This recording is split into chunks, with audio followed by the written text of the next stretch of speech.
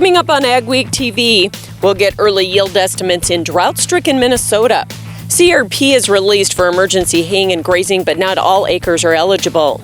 Sugar beet farmers got some new help for an old foe in 2021. We'll check in with a corn and soybean farmer that we're following throughout the season.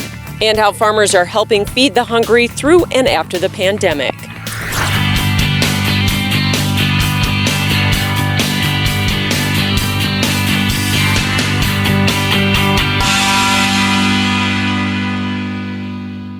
Welcome to AgweekTV. I'm Michelle Rook.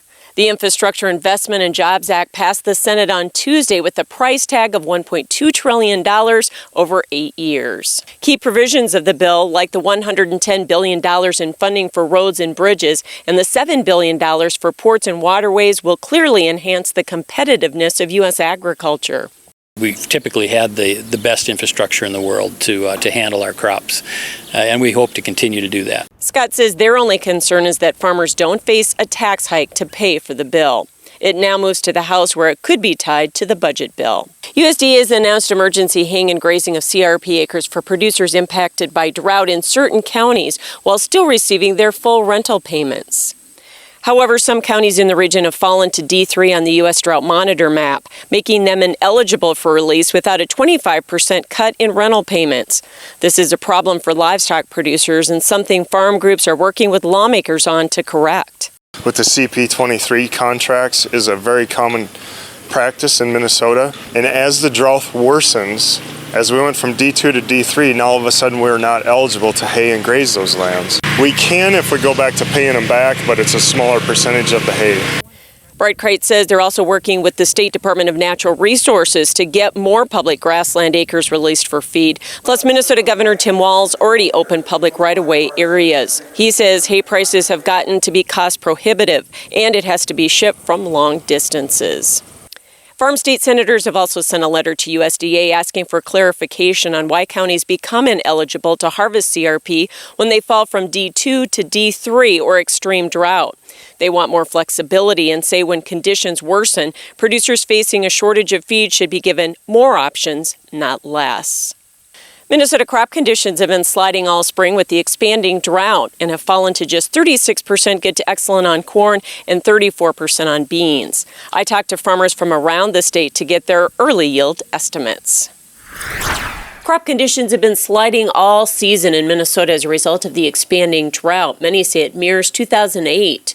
We have drought over at least 75% of Minnesota. It's going to vary from some areas being very severe to some areas being a little bit more mild in terms of drought. The western half of the state ranges from D1 to D3 level drought, with farmers in the northwest the driest. We've really only had 1 inch of measurable precipitation accumulative from the end of April when we got done planting until now. Southwestern Minnesota is nearly as dry, and the heat has also been a factor. Corn didn't pollinate very good, and if there is a pollinated ear, it's really small. It's only like 20 rows long. Some corn has already been cut for silage in those areas, and in the rest, yields will be trimmed substantially. We're hoping for maybe 120, but if we don't get a rain right now, we could be down less than 100. Soybean yields could be improved if some areas receive rain in the next few weeks, but in many other places it may be too late. If everything went right, it'd be 20 bushel beans max. If it doesn't rain anymore, we could be down to 5 bushel beans. Really, the only garden spot is in the southeast, but even with trendline yields there, that may not be enough to make up for losses in the rest of the state. Overall, I think we could easily be down, 20% on the corn crop across the state of Minnesota, and probably in that area of at least, maybe 15% on the soybeans. The lingering smoke from Canadian wildfires is making life uncomfortable for many, but it could be helping crops. It's been an especially hot and sunny summer, so many acres have been getting more solar radiation than they can stand, especially given the lack of rain. But meteorologist Daryl Richardson says the smoke-filled skies offer somewhat of an umbrella from the sun's powerful rays, and he says the smoke cover can cool the temperature some. Yeah, on a day-to-day basis, you might lose 30, 40, maybe 50% of your incoming solar radiation, but you lose even more on a cloudy day. So in turn, overall as a summer, we're still getting more incoming solar radiation than we do in most summers. And Dawn is a network of around 170 weather monitoring stations around the region from eastern Montana through North Dakota and into northwest Minnesota. A Grand Forks, North Dakota company is flying high in the drone business. Mobile Recon Systems recently launched a one-year study funded by the North Dakota Agricultural Products Utilization Commission. The company recently showed off the technology under test at a North Dakota State University field day at Castleton.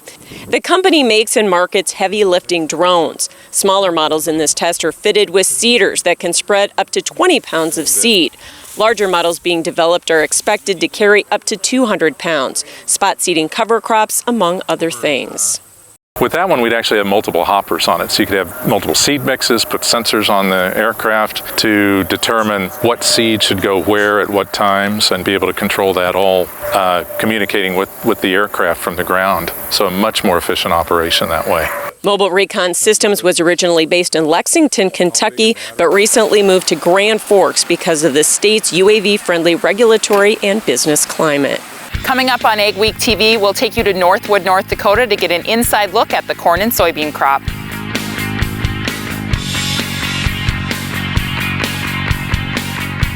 Superior Grain Equipment is committed to quality and service. Protect your bottom line and your future with superior quality, protection, and reliability. Make the superior choice today with Superior Grain Equipment.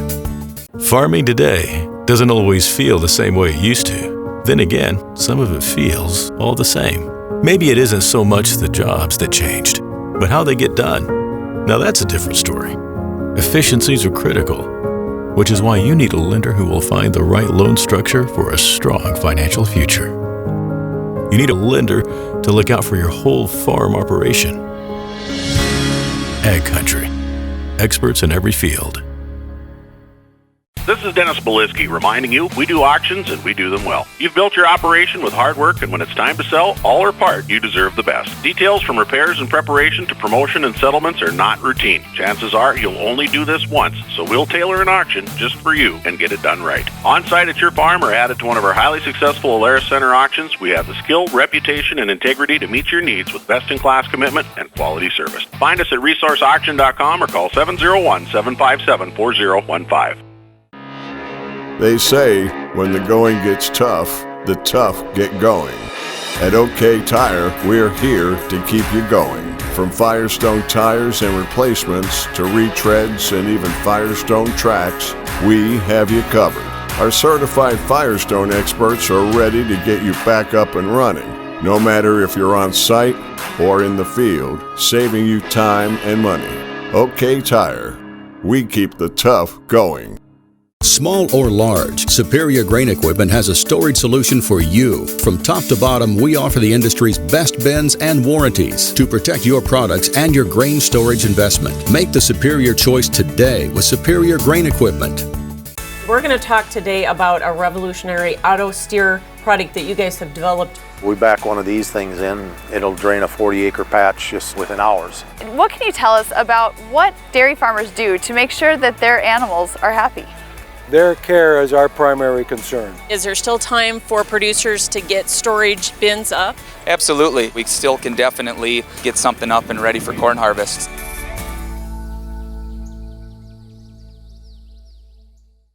Some sugar beet producers in the region are growing new varieties this year that are resistant to Cercospora leaf spot disease. As Mikkel Pates found in this week's AgWeek cover story, the improved varieties will save tens of millions of dollars in spray and processing costs and could save hundreds of millions in crop losses. Initially, it looks very harmless. This lesion, in about 10 to 14 days, will produce about 150 to 200 spores, which will go on to cause infection in other leaves. Cercospora leaf spot has become more and more of a problem, and fungicides have become less and less effective. The sugar beet crop likes moisture, it likes heat. But so does the fungus, Cercospora beticula. It can produce about 1 trillion spores in 1 acre. Mohammed Khan is an extension sugar beet specialist for Minnesota and North Dakota. What we have here is a Burkhardt spore trap. We're trying to collect spores from the field. Cercospora has continued to develop mutations that are resistant to fungicides and can cut yields by as much as 50%. So he says this resistant seed genetics is big news for growers. Overall, it will be good for the industry. and there will not be any reduction in yield or quality. The seed was available in 2021 to cover more than half of Mindac growers and some in southern Minnesota where the problem is worst. The warmer it is, the more rainfall you get, and those conditions are more favorable for Cercospora leaf spot. So the new resistant varieties will be a game changer. They'll slow down the development of resistance to the fungicide, and they'll become more commonly available in the next 2 or 3 years. For Ag Week, this is Mikkel Pates at Foxhome, Minnesota. Kahn says it will likely be about 2 to 3 years before the new seed is available to beet growers in the country, including American Crystal sugar growers. You can read more in the next Ag Week magazine or at agweek.com. This is turning out to be a very different growing season than last year on the Metz farm near Northwood, North Dakota. Katie Pinky has been following the Metzes on their corn and soybean farm this summer and checks back in with them to see how they're faring in the drought. We got fields that are going to be good, fields that are going to be average, and fields that are going to be well below average. Tom Metz and his brother-in-law Richie Osley raised corn and soybeans on the Osley family farm near Northwood, North Dakota. Tom is married to Richie's sister Jenny. The last couple of years have been very wet, but this year is a different story. If we don't get more rain, the beans are going to decide whether they want to fill the top pods or whether they want to abort the top pods and just try to fill the bottom ones. Late July and early August brought just a trace of rain on this farm, but so far their soybean crop is doing okay, thanks to the high water table under some of their land. In addition, the drain tiling they started doing during the wet years is also helping them now. But the bottom line is, they need more rain. The story is about the same for his corn crop, if not worse. We do have some fields, and we're thinking it was drought stress where the seeds randomly didn't pollinate. It's still going to produce something, but we don't know what yet. Needs more rain right now just to finish filling. Tom's wife Jenny is a pharmacist in Northwood. They met at an American Soybean Association convention where their dads were on the board together. They also have 3 kids. She says it's a busy life, but she loves helping when she can. It's a balance, but it's, I enjoy in the fall during harvest, and I enjoy making food and bringing it out to the guys when they're working late nights and working hard. Near Northwood, North Dakota, this is Katie Pinky for Ag Week. Tom Metz got some welcome rain this week, ranging from 3/4 of an inch to 2 inches across his farmland. Later on Ag Week TV, we'll see how the drought has put some vintage equipment back to work on one farm.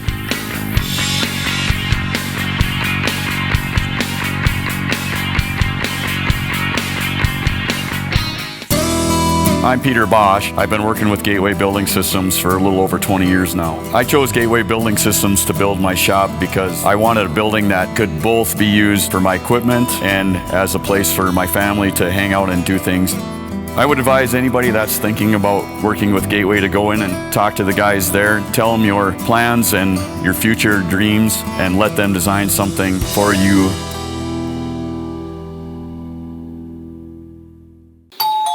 Hi, neighbor! Oh, I know you didn't ask me to, but I grabbed your mail for you while you were out of town. This one was marked urgent, so I opened it for you. It's your bank statement. Are all those charges right? I highlighted the bottom of page 3 where you can sign up for e-statements. This isn't my mail.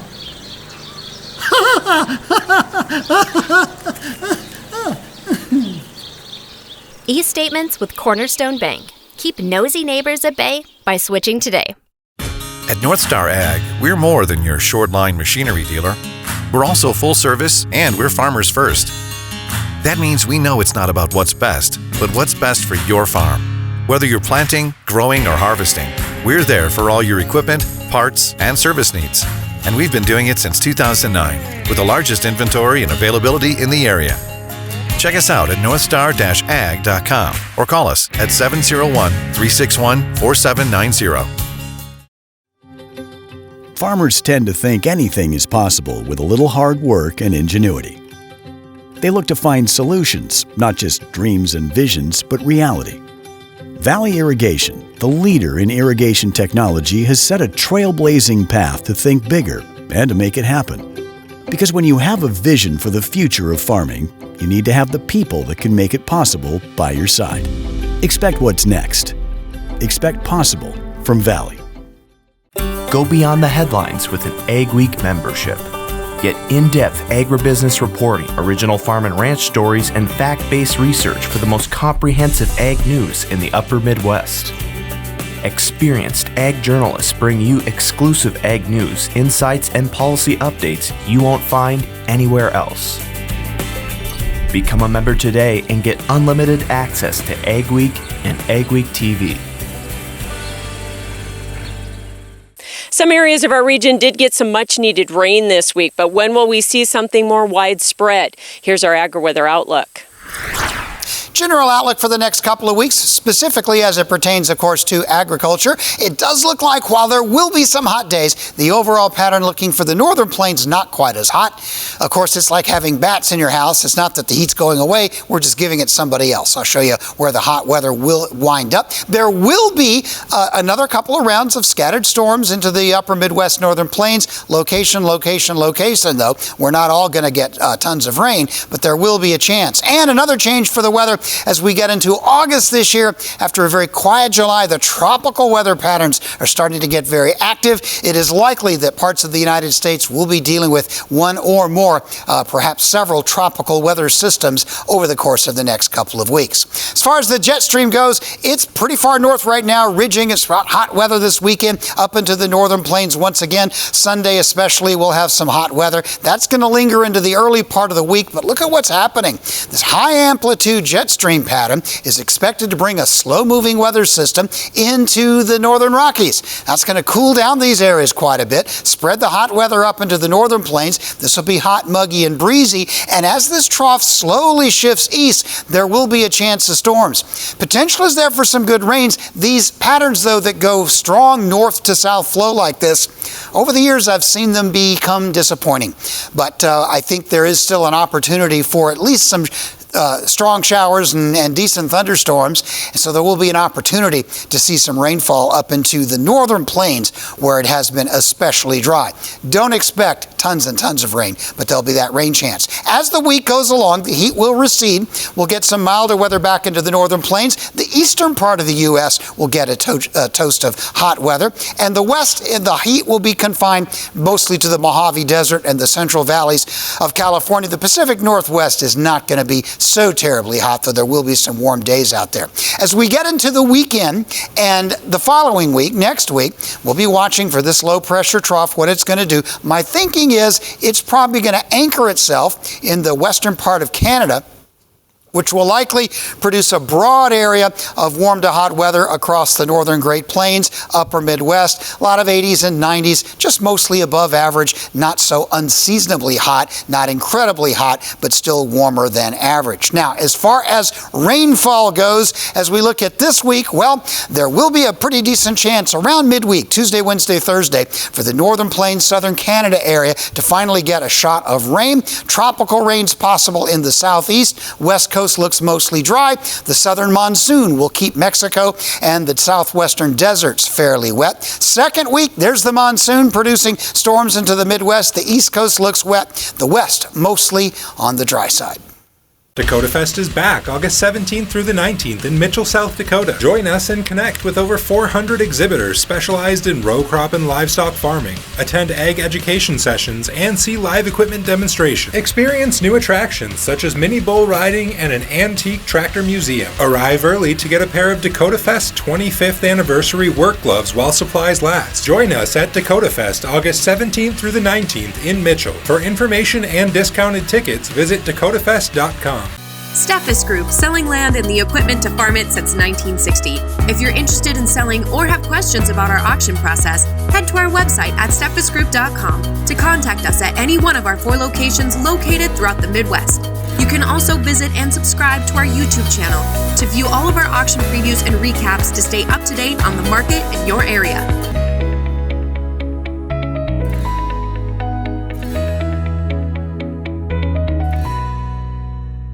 Don't miss out on the equipment you'll need next season. Titan Machinery, your local Case IH dealer, has early order discounts on its full line of powerful, efficient, new Case IH equipment, including tractors, combines, and self-propelled sprayers. Get a great deal and ensure that you have the latest in productivity and technology. Supply chains are tight. Contact your Titan Machinery dealership today and find out how much you can save by ordering ahead. Titan Machinery, your local Case IH equipment experts. Farmers tend to think anything is possible with a little hard work and ingenuity. They look to find solutions, not just dreams and visions, but reality. Valley Irrigation, the leader in irrigation technology, has set a trailblazing path to think bigger and to make it happen. Because when you have a vision for the future of farming, you need to have the people that can make it possible by your side.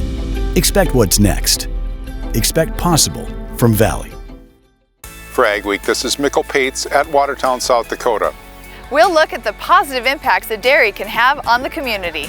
A Minnesota couple has put a grain bin to a new use.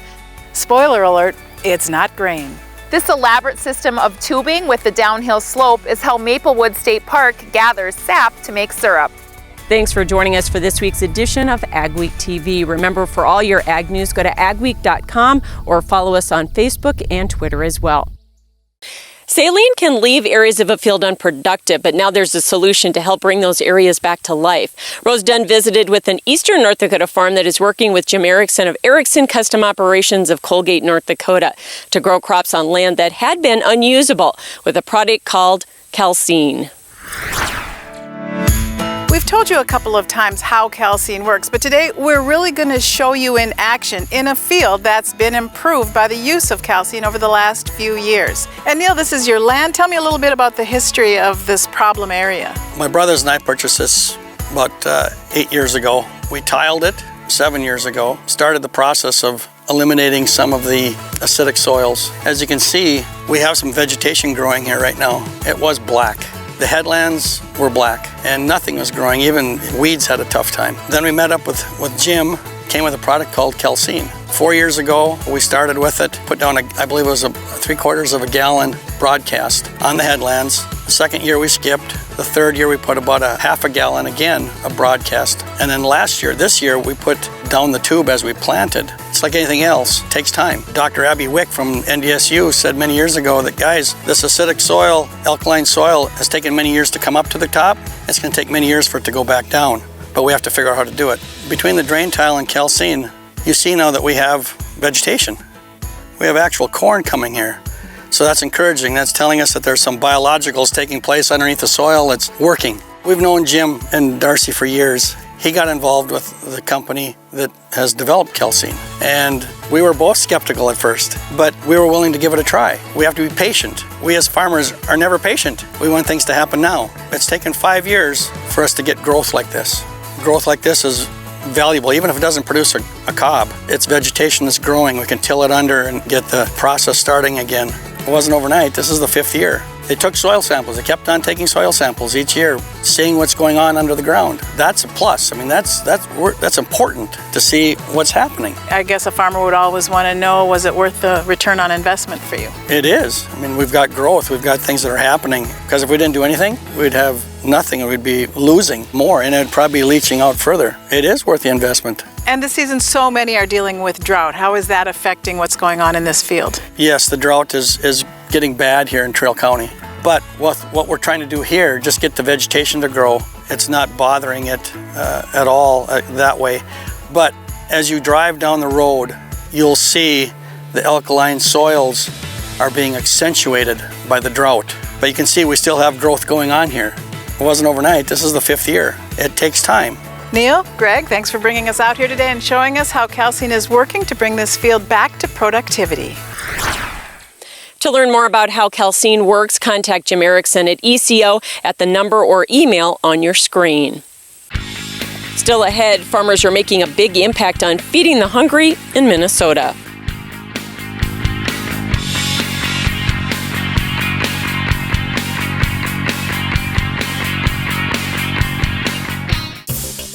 Challenges. We all face them at some time.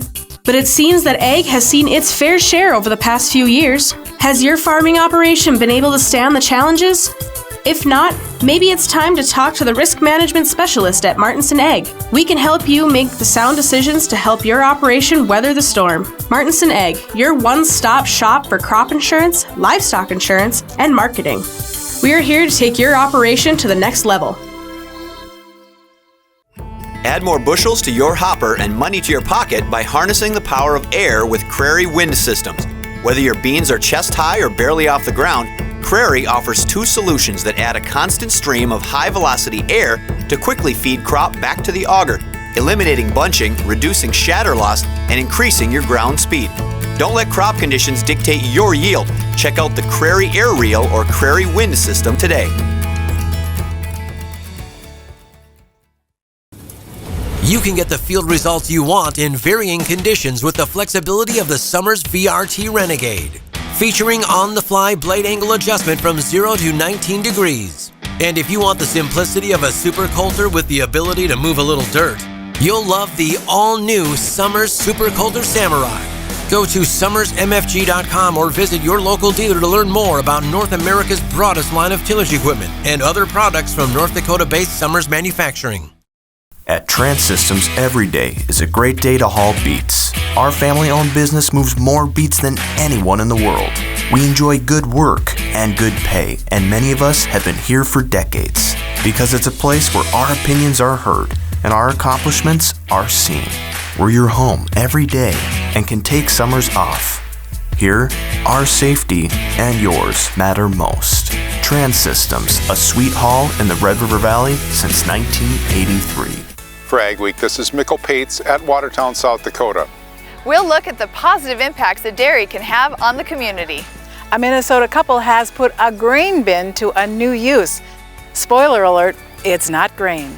This elaborate system of tubing with the downhill slope is how Maplewood State Park gathers sap to make syrup. Thanks for joining us for this week's edition of AgWeek TV. Remember, for all your ag news, go to agweek.com or follow us on Facebook and Twitter as well. Many growers are using any tool available to help their crops and livestock survive this drought. One farmer in Huron, South Dakota says he's happy he has a 1970s irrigation system to help keep part of his 300 acres productive. Steve Brewer has contended with drought and excessive water through the decades, but the last few years has been very wet until this summer. He hasn't used the irrigator for several years, but now he's grateful he has it. I'd be in trouble if I didn't have it. I'm lucky and have that opportunity. The process isn't fast. It takes about 18 hours to cover 10 acres and has to be manually moved at night. And Brewer says he's having a little trouble finding parts for the irrigator. Minnesota farmers play a big role in stocking the state's food pantries. Second Harvest Heartland is the largest food bank in Minnesota and one of the biggest in the nation, distributing tens of millions of pounds of food in 41 counties in central and southwest Minnesota. CEO Ellison O'Toole says they really depend on farmers to provide fresh food for them, especially during the pandemic. Last year, Minnesota farmers donated 10 million pounds of fresh produce alone. Even when many of them were facing hardship themselves, helped us by providing food, produce, milk, protein, so we could help our hungry neighbors across the state. They operate out of a newly renovated facility in Brooklyn Park that allows them to repackage bulk food donations into smaller quantities for families. Thanks for watching this week's edition of AgWeek TV. Remember, for all your ag news, go to agweek.com, or you can follow us on Facebook, Twitter, or Instagram. Have yourself a safe and great week.